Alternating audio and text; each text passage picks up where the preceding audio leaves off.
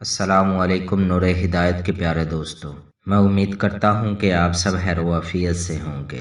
ایک نئی ویڈیو کے ساتھ آپ لوگوں کو خوش آمدید کہتے ہیں۔ قربانی کی استطاعت نہ رکھنے والوں کے لیے قربانی کا اجر پانے کا بہت ہی آسان طریقہ۔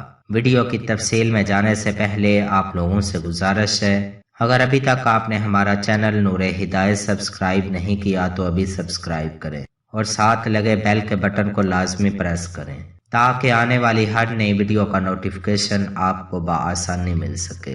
رسول اللہ صلی اللہ علیہ وآلہ وسلم نے فرمایا، جو قربانی کی استطاعت نہ رکھتا ہو وہ ان 10 دنوں میں اپنے ناخن اور بال نہ تراشے تو وہ بھی انشاءاللہ قربانی کا اجر پائے گا۔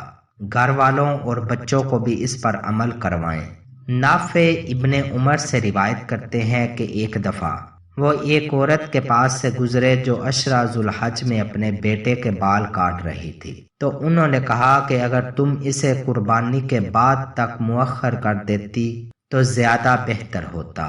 رسول اللہ صلی اللہ علیہ وآلہ وسلم نے ارشاد فرمایا، ذو الحج کے 10 دنوں کے مقابلے میں دوسرے کوئی دن ایسے نہیں جن میں نیک عمل اللہ تعالیٰ کو ان دنوں سے زیادہ محبوب ہو۔